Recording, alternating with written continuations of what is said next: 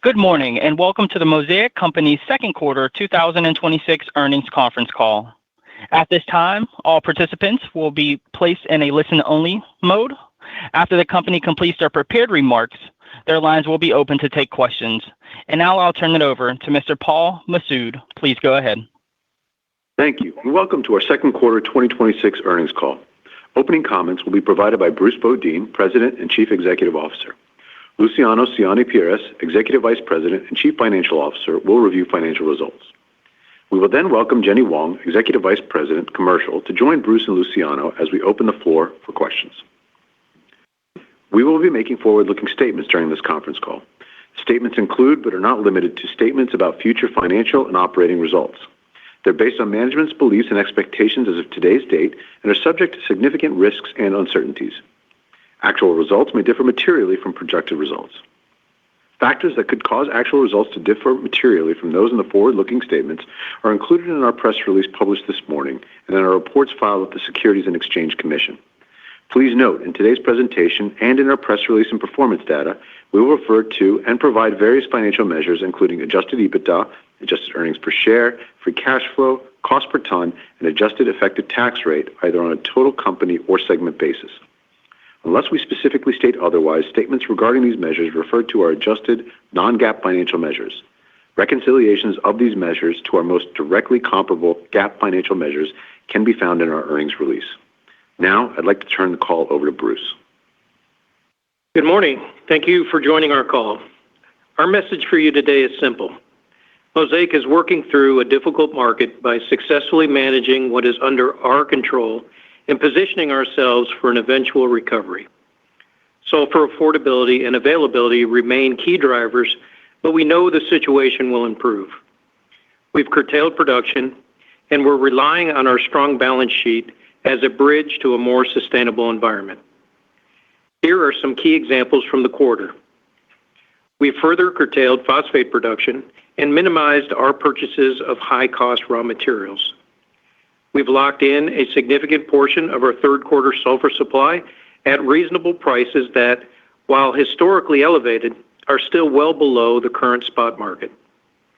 Across our business, we're aggressively managing our costs, which you can see in SG&A. These are real savings that we expect to be permanent. We fortified our liquidity by terming out short-term debt. If this environment persists, we have full access to our untapped $2.5 billion revolver. And we've addressed all of these near-term issues without sacrificing our long-term goals. We're reallocating underperforming capital away from non-core assets to support future opportunities. We continue to explore strategic opportunities for certain assets, including Arishaw and Patrocinio, while investing in new areas like our fast-growing and resilient Mosaic Biosciences business. Before I get into our business performance, let's address the sulfur situation in our markets. The ongoing Strait of Hormuz closure and the more recent Kazakhstan blockade continue to impact the global flow of sulfur, and spot prices remain unsustainably high. We have curtailed production in the U.S. and Brazil simply because phosphate industry economics cannot accommodate current sulfur prices. That said, Mosaic is in a better position to weather this storm than most of our competitors are. Our long-standing relationships with Gulf Coast refiners and other global suppliers give us reliable access to sulfur. In fact, we were recently able to negotiate third quarter U.S. sulfur supply at a price that is considerably below the spot market. We are producing to meet as much demand as possible while trying to preserve margins and avoid high-cost inventory building. The sulfur situation is more than just an inconvenience for our industry. We believe global phosphate production will fall well short of last year by up to 30 million tons. With last year's low application rates, especially in the U.S., and limited fertilizer availability this year, crop yields will suffer, which could lead to food security challenges around the world in the near term. We are already seeing evidence of challenges. In Brazil, for example, despite significant acreage expansion, total crop production forecasts for the year have not kept up, suggesting significant yield impacts. Another season of underapplication will only exacerbate the problem. Only recently have crop prices begun to acknowledge the reality of production challenges around the world. In the past month, major ag commodity prices have moved up, providing some relief from high input costs for the world's farmers. The outlook for farm incomes is improving, which should be a catalyst for fertilizer demand. We're seeing early signs of this in Brazil.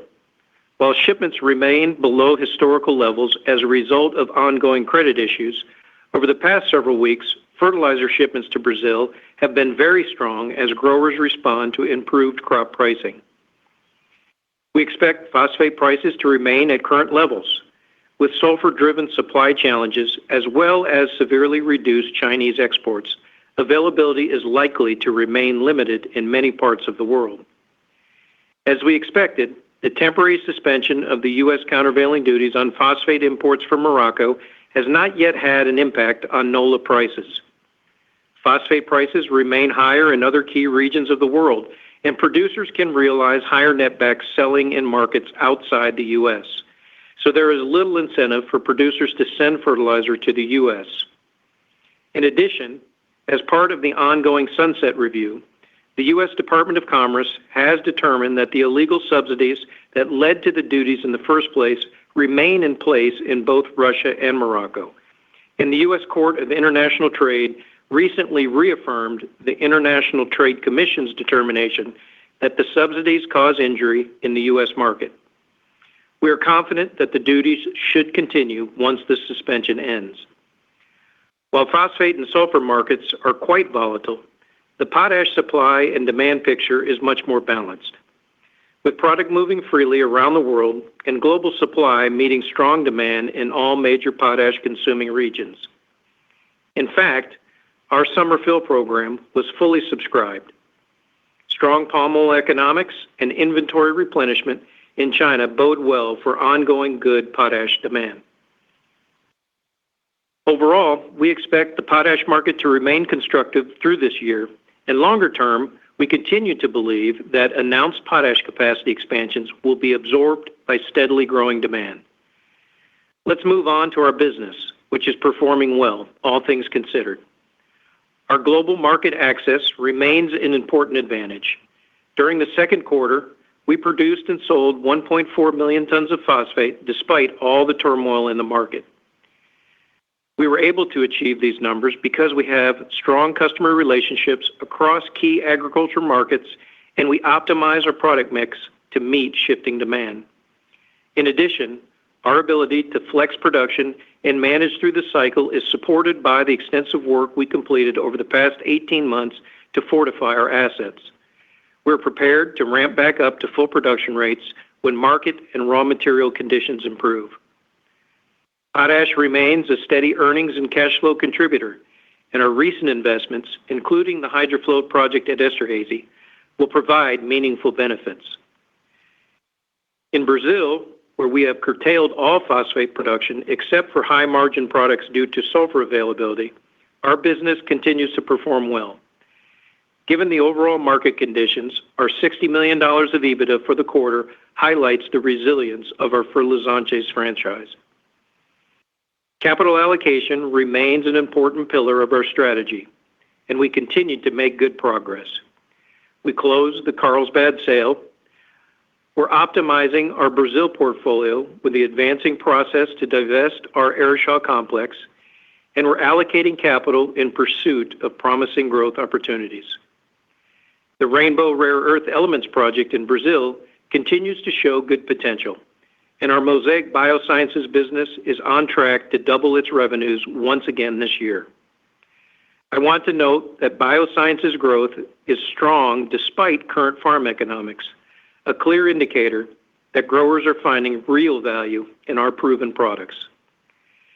To summarize, we are attacking a difficult market situation by doing all we can to keep the company strong and preserve our ability to benefit from improving markets.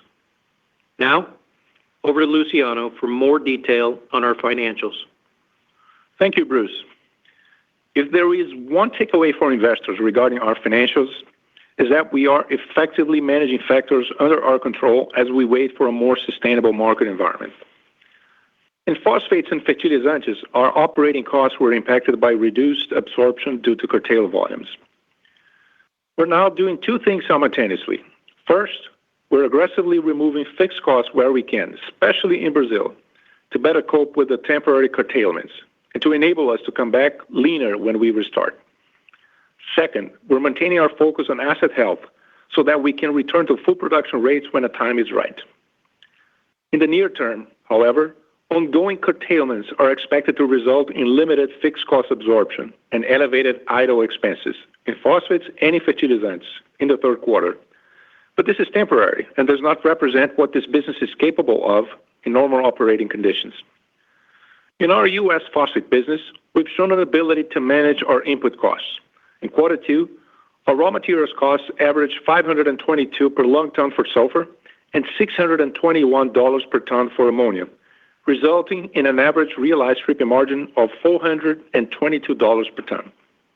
For quarter three, as Bruce discussed, we settled a sulfur contract at $705 per ton. While much of this new contract price will be reflected in fourth quarter sales, we do expect some impact later in the third quarter. Given the dynamic nature of the market, we have chosen to once again provide some guidance for near-term raw materials costs.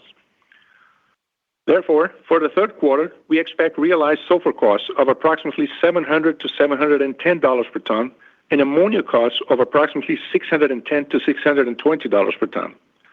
Combining this with our DAP FOB pricing guidance of $820 to $840 per ton yields an implied realized stripping margin well above historical averages, which is a good result. In potash, we successfully completed Esterhazy's annual turnaround during the second quarter. Looking ahead, the segment should see lower unit costs, especially with the additional volumes from Esterhazy's HydroFloat project. Second quarter MOP costs of $84 per ton reflected a production mix that was more heavily weighted towards Kalanzi volumes, but we expect to revert lower in the second half of the year. To offset some of the second quarter's curtailment impacts, we've become more aggressive in our review of corporate spending. You can see in our results that we've brought SG&A costs down by 20% year over year, despite persistent inflation.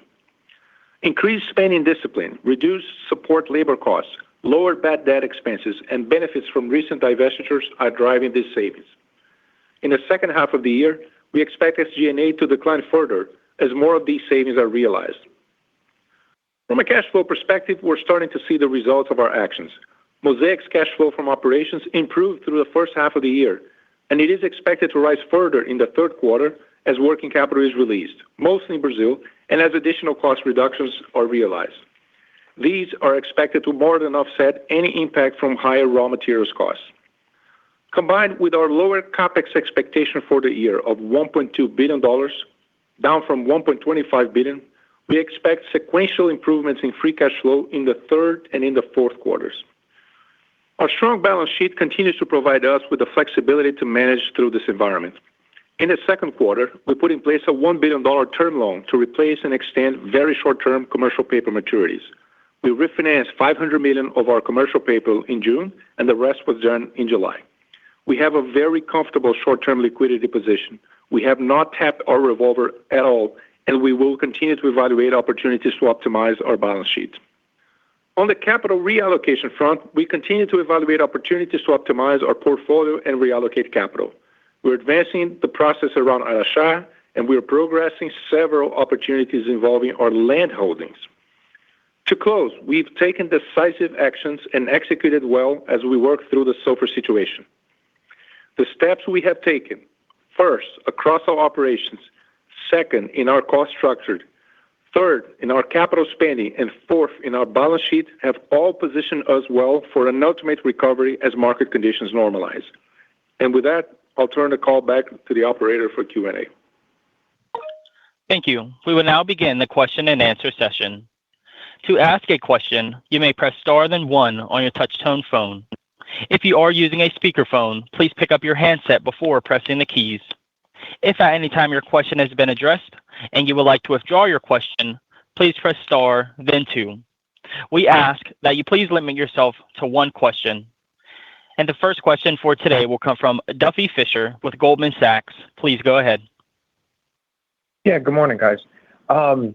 Question just really around consumption in the Americas. So we know that last fall we didn't put down, and I saw on phosphate, that we shorted the market on phosphate.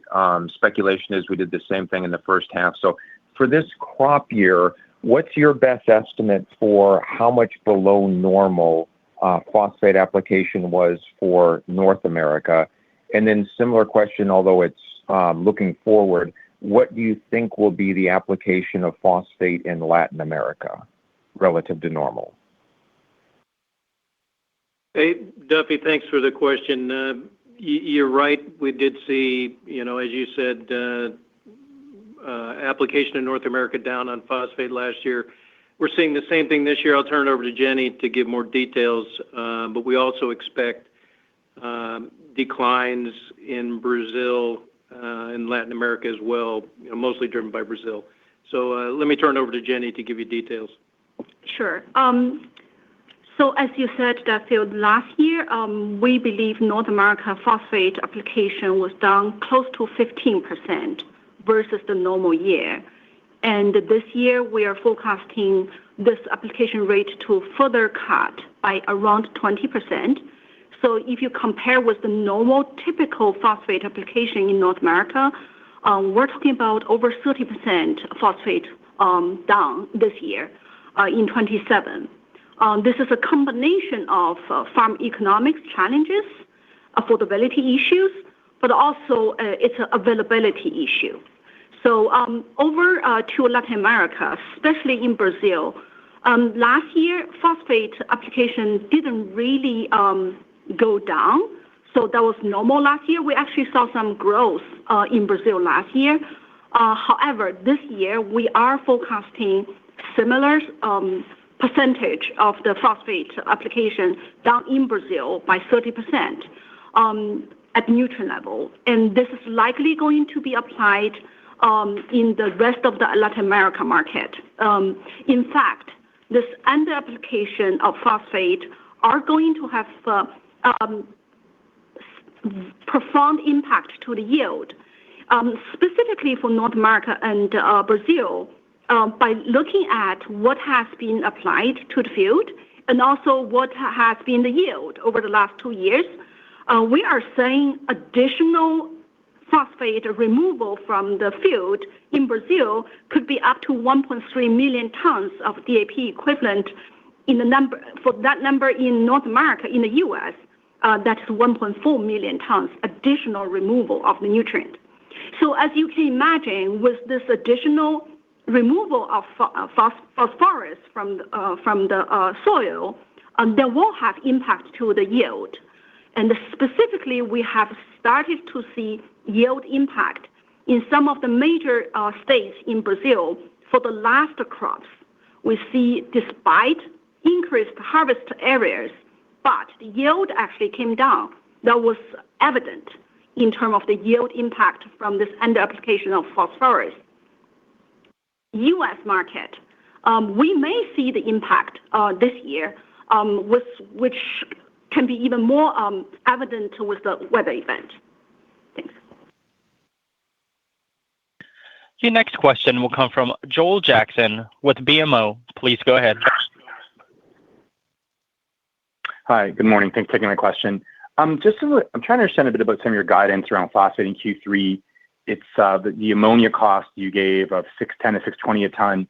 It seems surprising considering, I imagine, at these run rates you're running at really just tons cost and cost plus. Just want to ask about what's going on there. And second part of the question would be, this sort of imply that phosphate earnings are lower in Q3 by a little bit, a lot. Like, can you just give color about Q3 phosphate earnings, all the things you're talking about, and what that implies, like relatively versus Q2 earnings? Thank you. Yeah, Joel, thanks for the question. We did, as Luciano pointed out, ammonia will go up a little bit. Part of that is due to the flow through of inventory of the contracts that were settled in June and July. So June, July, August came down we'll see that actually flow through COGS in quarter four on the ammonia side. But to your point, a mix, just because of lower production, is going to be more heavily weighted towards those contract negotiations and our own internal production. So we're going to see a peak of that in Q3, which does kind of hurt stripping margins a little bit, as well as the ammonia that Luciano talked about. But I would use those as factors as you're looking towards guidance. The other factors to think about are cost absorption for the additional production down in North America. Quarter two didn't represent all of those curtailments. Quarter three, given that those curtailments are likely to be sustained, barring some unforeseen circumstance in the market, we'll have to absorb more of that. So that'll affect some of our conversion costs on the margin as well. So expect stripping margins to be down, but still, the good news is well above kind of historic levels. So we're feeling good about where they are, even though there's some headwinds. We should start to see some tailwinds on pricing. As Jenny alluded to, on yield impacts, we're starting to see crop ag commodity prices respond in a favorable level, which should raise the affordability piece on the farm side, which really is another constraint that may not be seen because of supply constraint, but that demand constraint definitely is out there if supply were to come back. Luciano, I don't know if you wanted to add anything. And again, because we're guiding for sales between 1.1 compared to 1.4. Because we're guiding for sales between 1.1 to 1.4 compared to this quarter 1.4. Again, depending on how the market goes, there could be a little bit of downside in volumes as well. The next question will come from Vincent Andrews with Morgan Stanley. Please go ahead. Thank you and good morning. My recollection is that you were previously expecting about a $400 million outflow of working capital through the course of the year. Is that still a good number to work with, or do you think it'll be more or less based on what you know today? Yeah, Vincent, I think we said 300 to 500, so 400 is, the midpoint of that kind of range. We do still expect that type of liberation. We saw some of that in phosphate in the first half, but the bigger one that we've been pointing to, comes often, many times in this time of year historically, is the liberation of working capital in Brazil. But we actually see that being more acute this year because our B2B business, our production is down, so you actually see more liberation. So, but Luciano has some details on that. I'll let him talk about it. Okay, Vincent. So bear with me. This is going to be a little longer answer. So in Q1, we actually were kind of flat in working capital compared to a big investment the year prior. So that was a result of the stocking of phosphate inventories. In Q2, we actually increased inventories again by 200 million, but mostly in Brazil. And we actually collected a lot of the sales from the Q1 excess inventory that we discharged in phosphates. So therefore, the working capital kind of situation in Q2 was negative, but not by a large amount. Again, which is, if you compare to prior years, it's a little better given the quarter we're talking about because of these collections from Q1. What really disappointed in Q2 were actually the prepayments in Brazil. If you look a year back, if you look in the cash flow statement, there was a very strong cash inflow from what we call accrued liabilities, which include prepayments we received from our customers in Brazil in anticipation for the sales of Q3. But there has been a clear change in buyer behavior because of many factors. So prepayments didn't come in as much, so close to zero. So the prepayments did not offset this small decline in working capital. But the consequence of that is that because prepayments didn't come in Q2, that farmers will actually need to pay for the product in Q3. And so the sales in Q3 will be, as they've always been, substantially higher. Just to give you a number, in the last 3 years, Brazil has sold 600,000 tons on average more in Q3 than in Q2. So these sales will kind of repeat this year. And the collections are going to come from these sales are going to come mostly in Q4. So we should expect, first, some release of working capital in Q3, maybe between 100 and 200 million. But the bulk of the 300 to 500 million will come in the second quarter, in the fourth quarter, when the collections come in. So I would say we still subscribe to the 300 to 500 million release. The dynamics has changed a little bit. But, and yes, the last point that Bruce mentioned, this one is important because the distribution business in Brazil, you buy and you sell. So the cycle is comparatively short. The production business, you produce all over the year, and then you sell mostly in Q3, which means that if we were producing, we would be rebuilding inventories in production in Q3 and in Q4. But because we are mostly curtailed in Brazil, that will not happen. And so therefore, the release in the distribution business will not be partially offset by another build in the production side. So again, that's another factor that the reason why we believe the 300 to 500 will come. Again, maybe a third of it will come in Q3 and 2/3 in Q4. The next question will come from Chris Parkinson with Wolfe Research. Please go ahead. Got it. Thanks for taking the question. Can we just kind of take a step back, just given all the noise of curtailments, and I think those have been notoriously well publicized, but you said in your release that you're operating Bartow about 40%, Louisiana is entirely offline. Given the guidance of kind of production and, volume sales, at least for the third quarter, does that basically imply both New Wales and Riverview are somewhere in the low to mid 70s? I mean, obviously I know there was some maintenance activity in the first half, but in terms of getting both of those facilities, specifically New Wales, back to an operating rate which you'd be eventually happy with and the implications in a normalized environment. Bruce, I'd just love to hear your thoughts on kind of where we are in the third quarter, how we're progressing, and how we should think about that if and when things finally normalize in terms of how you can operate your network. Thank you. Yeah, Chris, I think you're pretty spot on the operating rates in the mid-70s at the other facilities.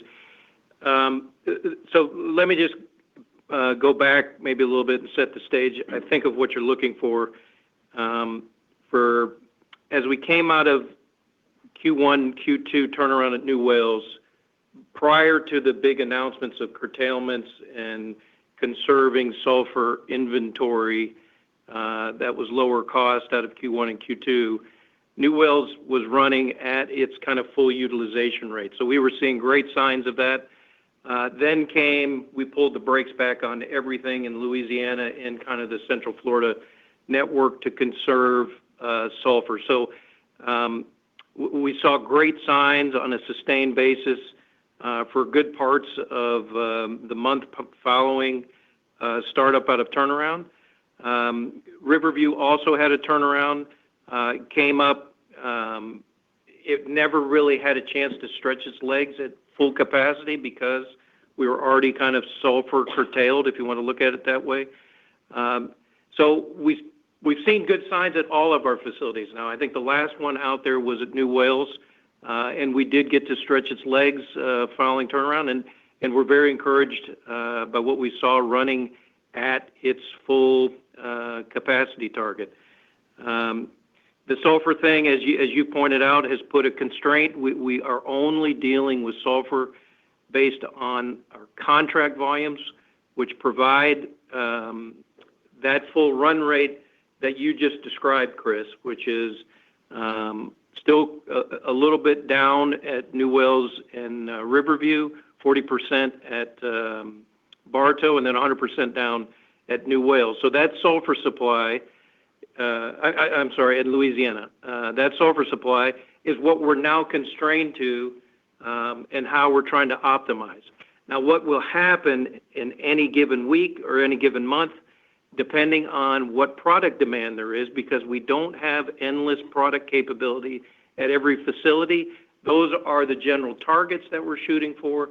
But if we have higher DAP demand coming out of the international market, and we need to run Bartow a little bit more and run Riverview or New Wales a little bit less, because that's where we can make more DAP for an active market, that's what we'll do. So it is a little bit messy during this constrained period of time, but we're managing to the sulfur constraint and then pairing that up to where active demand is with highest netbacks, and what product mix we can make at what facility.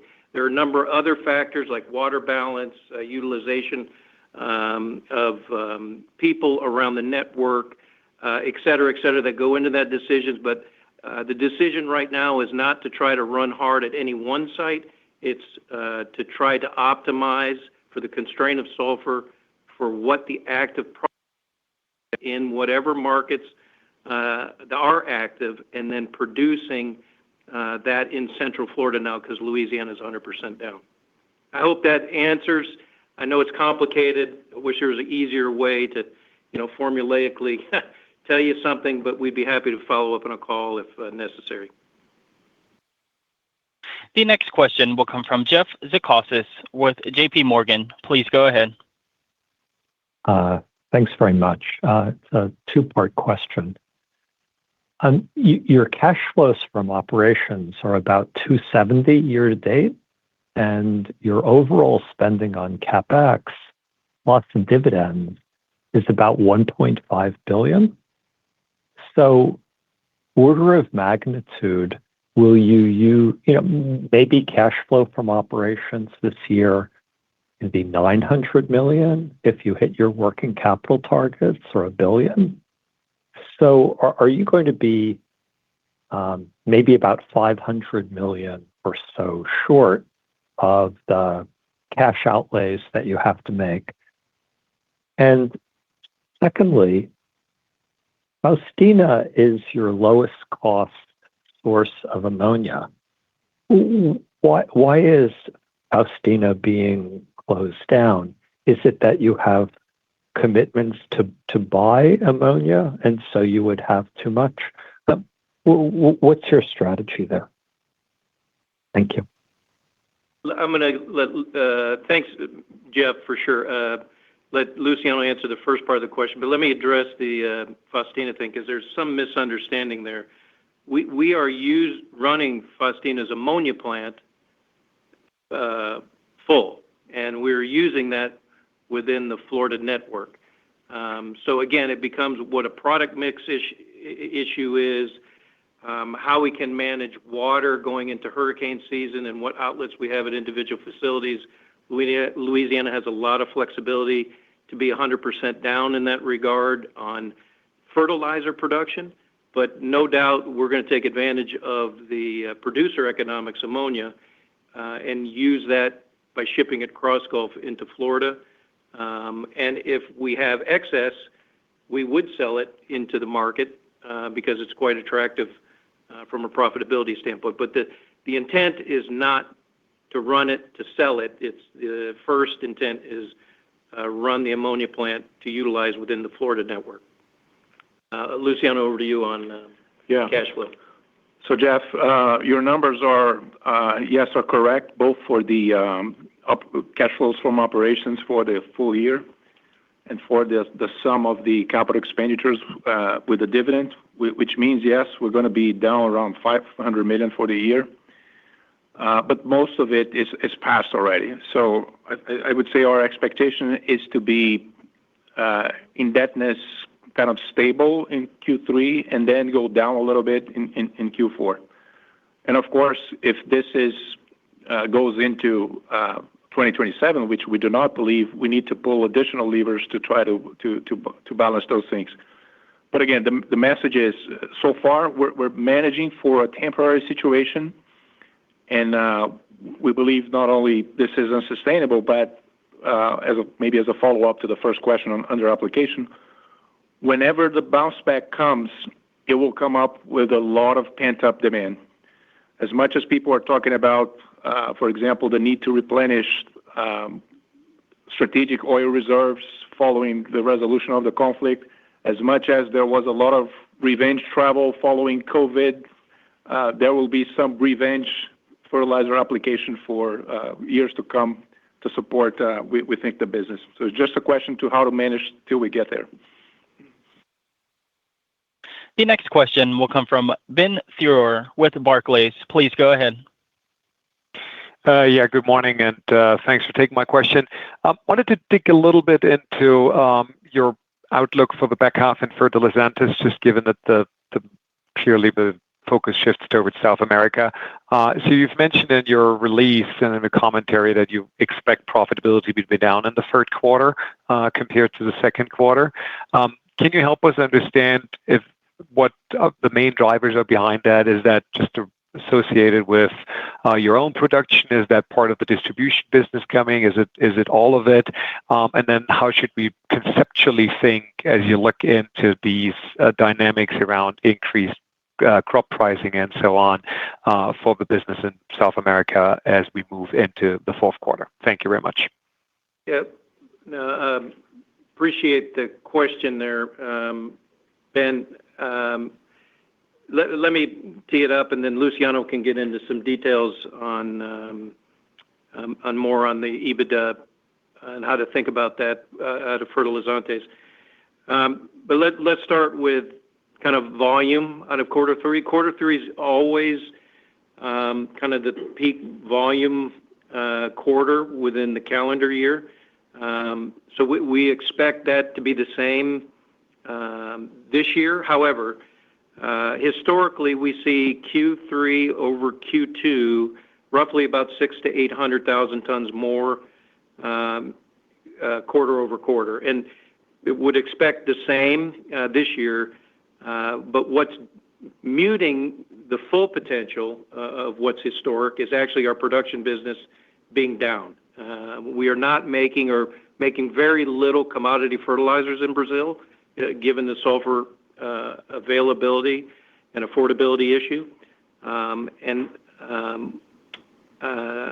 So that is what's driving kind of demand being down or supply to feed demand, however you want to look at it, in Brazil. And Jenny addressed that being down, up to 20%, 20-30% this year on phosphate. So that is what will give you kind of to help figure out on volume. So better than quarter two. Typically, quarter two is up 600,000 to 800,000 tons. Obviously, our quarter two this year was down, but then it is constrained because we don't have our B2B production volumes to be able to sell. So with that already is going to handicap EBITDA, and then we're going to be more down than we were in quarter two. And Luciano can kind of talk about how to think about how the EBITDA puts and takes work with fertilizantes. Yeah. I would say that the goal throughout this curtailments is to make, for example, the production business stand on its own, so be kind of a zero net contributor. And how this is achieved, like the contribution margin of our animal feed sales, plus a little bit of the sulfuric acid sales, plus co-products should match the fixed costs and the turnaround costs. And we're actually kind of seeing Q3 even a little surplus because it's a strong quarter for co-products as well. And a reminder, when we talk about co-products, people usually associate, well, if I'm not producing, where are the co-products? About half of our revenue from co-products comes from the sale of gypsum, which we actually have a very large stockpile. So to sell gypsum for the Brazilian farmers, we don't need actually to produce. So the sales are going to be there regardless of curtailments. Gypsum only, which is about half of the co-product sales. So this is the first bucket. So the margin we make in animal feed, sulfuric acid, and co-products should pay for all of the fixed costs and turnaround costs in the production business. And then the other bucket is the distribution. So Q3 is very strong for distribution. And margins are not yet where we would like it to be, but they are slowly improving. And Q3, actually, we're going to start having some contribution from biosciences in Brazil. We expect around $30 million of sales of biosciences only in Brazil, with a kind of a contribution margin of around 40%. And so you start seeing, maybe it's not a lot, but it's the beginning, right? $12 million of contribution from biosciences in Brazil only. So if you add the distribution margin plus biosciences, on the one hand, you have SG&A on the other, and so there will be a surplus in Q3, and we hope that we can maintain a kind of surplus going forward so that Brazil could keep in positive territory. Again, it's going to be hard for the Q4 because we have a less prominent quarter as usual, but for Q3, we're confident that we're going to be positive, albeit as we signaled, maybe the $60 million will not be achieved in Q3. Now, to your question about improving crop prices, that's actually some upside that maybe we're not baking in. We have seen recently, and Jenny can provide details, over the last few weeks of actually to pretty normal buying patterns. And if that were to continue, we probably would have some upside potential in Brazil. Anything to add there, Jenny? I think I covered it. So thanks again, Ben. The next question will come from Matt Dio with Bank of America. Please go ahead. Good morning, everyone. I appreciate that there's a lot of uncertainty out there, and just trying to get a sense, I guess, for the idle turnaround costs in the third quarter in phosphates, right? It was $60 million in 2Q, and the implied commentary was that it goes up. So, I mean, order of magnitude, is $100 million the right number for the third quarter? Could it be $120? You know, how do we frame that? And then guiding potash realizations to be relatively flat quarter over quarter, maybe like plus $10. Maybe a little bit soft of our expectations and what we've seen in the market. So is that just a function of higher freight rates driving lower netbacks to FOB, or what else? Is that sell forward? What's going on there? Let me take the back half of your question, and Luciano can talk a little bit about the idle turnaround. You're spot on with freight rates, particularly on the export side. So Canpotex is definitely seeing higher freight rate, so the netback impact is there. The other thing is in the mix. So where we're seeing growth in potash is through Canpotex. And so the contribution, it's a channel mix issue. There's more export in Q3 than what we have historically seen. We're not losing anything in North America. It's just more international growth through Canpotex that is at a lower netback and then being discounted even more because of those higher freight rates. So I think that's probably what hopefully squares the circle or circles the square for you on why there might be a disconnect. Luciano, maybe over to you on turnaround idle. So Matt, the $60 million in Q2 is basically half and half idle, half turnaround. And so yes, for Q3, that idle component is probably going to double. Like, so it's another $30 million. But the turnaround component is going to halve probably. So maybe we're talking about $15 million. Let's put a bracket, $10 to $20 million additional from Q3 to Q2. But in the fourth quarter, you're going to have an additional reduction in turnaround because you're not doing turnaround on something which is idle, right? So you're going to probably go back to with a 6 handle in the fourth quarter. So it's not 100, it's not 120, it's well below that. And maybe just to highlight on that, I mean, these plants, you take Louisiana, it's now 100% down. They are basically being put in a frozen stasis. So they're not being utilized. The planned turnaround schedules will be delayed. So CapEx that may be invested associated with a normal type turnaround is going to be deferred. That does not mean we're deferring CapEx for asset structural health. So as these assets are not running, we're still sticking to its running turnaround time schedule. But while they're down, we are taking advantage of both CapEx and turnaround costs that will be deferred until these things are back up and running and utilize that runtime for turnaround. So it is, again, complicated, but we're looking very detailed at everything and taking advantage of everything we can, as we've talked about, the things we can control, to wring costs out in a way that doesn't damage asset health for the long term. By the way, we didn't have the opportunity, but the CapEx profile. So you remember we started the year with 1.5, then we got back to 1.25, and then now 1.2. The pace at which you kind of slam the brakes matters here. So CapEx will still be in Q3 somehow around like 300 with a 3 handle, but then it will drop substantially in Q4. So it's another reason why Q4 should be a stronger quarter for cash flows, just because that's the way you manage, right? You cannot just stop all of a sudden. So you have to manage through, and then you're going to see a step change in CapEx down for Q4. The next question will come from Adeline Rodriguez with Mizuho. Please go ahead. Thank you, and good morning, everyone. I mean, Bruce, in terms of the affordability issue in phosphate, like how long can this go on, and how do you think it gets addressed? Is it crop prices moving up, or phosphate prices moving down, or combo? And what's your preference? Adeline, no, thanks. Always appreciate the question.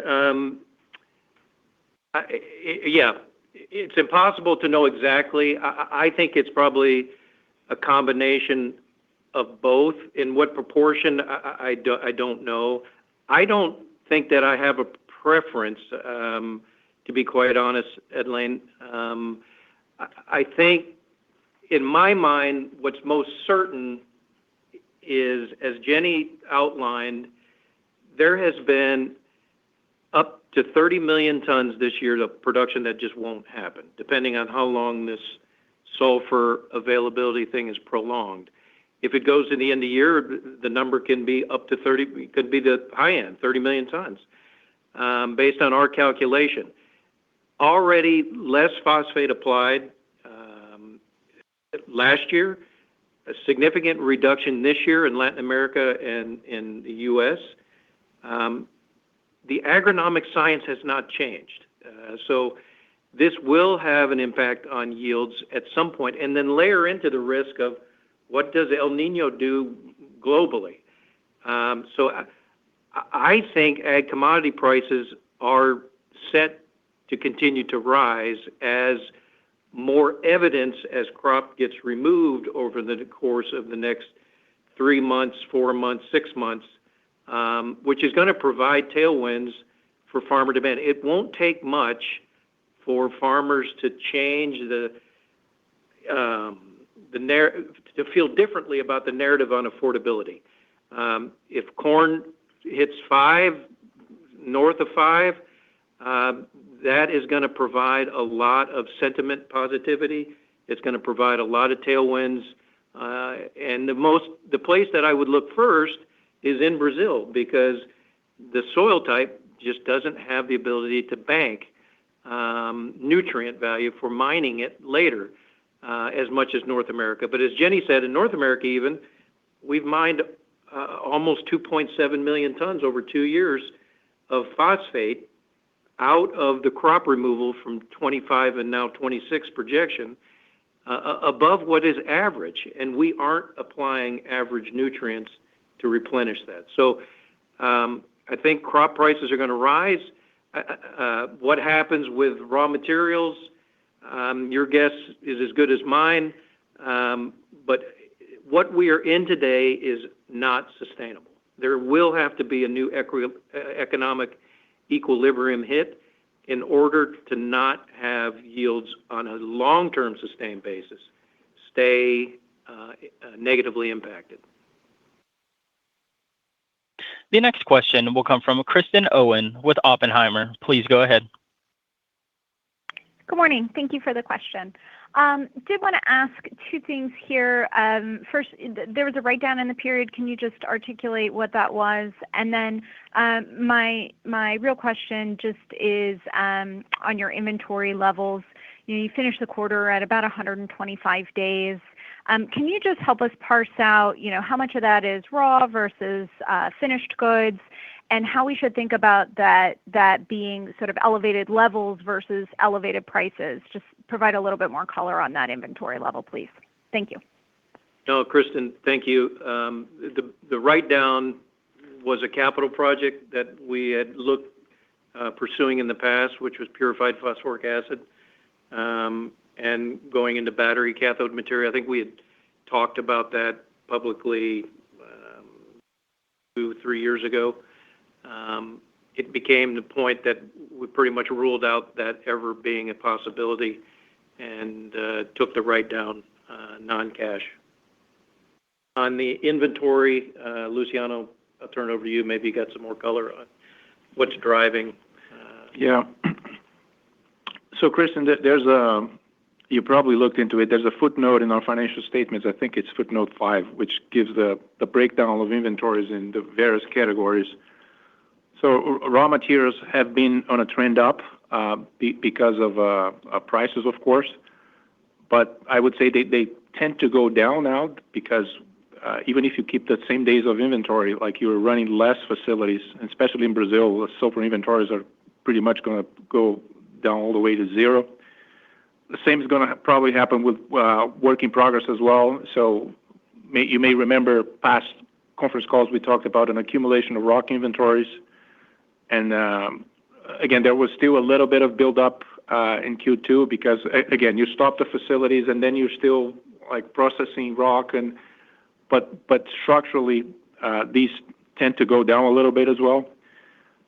Finished goods, I would say that there's in terms of physical inventories, there's no different pattern for phosphates or potash than we observed in the past. You remember there was an uptick in finished good inventory for phosphates in Q4 last year. We ended up with close to 1 million tons of finished goods, but now we're down to kind of 700,000, 600,000. This is more like a healthier level. If there's a rebound in demand, we might even go lower than that. MRO inventory, it's kind of stable, flat as well. So I'd say other than the traditional seasonality of Brazil, which will have the behavior I described earlier. And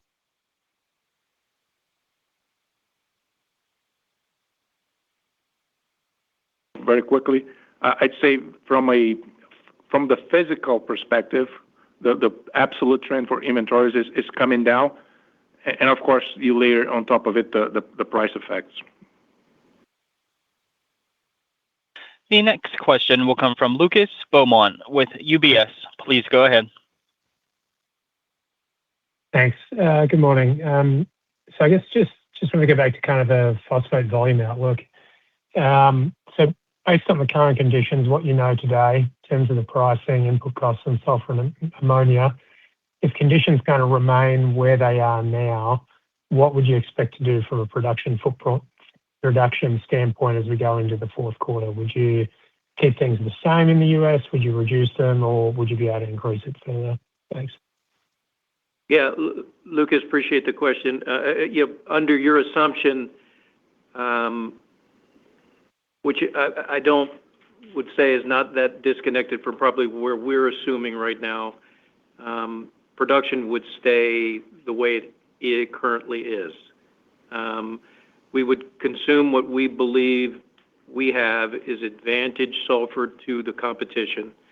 And we know there are enough active markets globally to be able to utilize that sulfur and constrain ourselves to that advantaged contract sulfur that we have in the active markets. And based on that, we kind of see that production volume. Listen, it may fluctuate 100, 200,000 tons here or there. We'll see. But generally in that zip code, is probably a good assumption. The next question will come from Andrew Wong with RBC. Please go ahead. Hey, good morning. Thanks for taking my questions. Just have a couple here.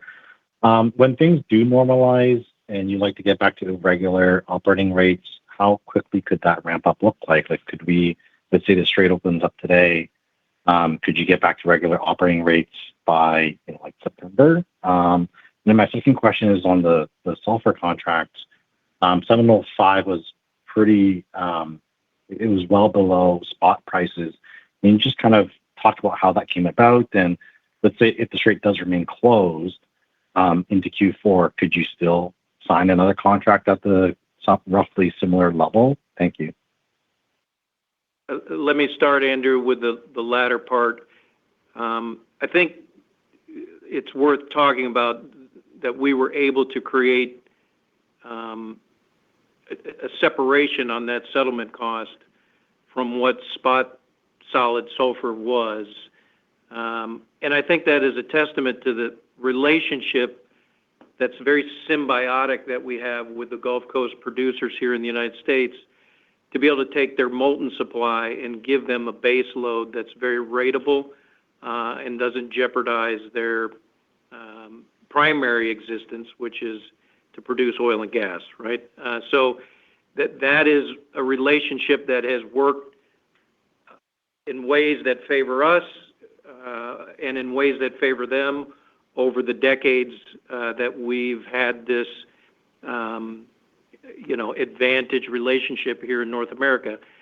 So I can't speak to what we should expect. I think they appreciate, as we've appreciated when economics have been tough for them in the past, that we are riding the edge on economics because we can't pass through that on the demand side, because then we will run up against demand destruction. So we found this way to thread the needle. I think they appreciate that. They appreciate our relationship, and our expectation is that continues to stay there.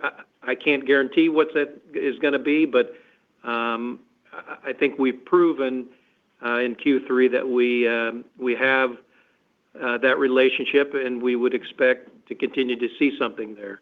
How fast we can ramp back up, it's going to depend on, in your scenario that magically things just return, which, by the way, they won't. It's going to take time to recover. Even if the Straits opened up tomorrow, there's damage in refineries that are producing sulfur. What's going on in Russia and Ukraine is independent of the Straits opening up.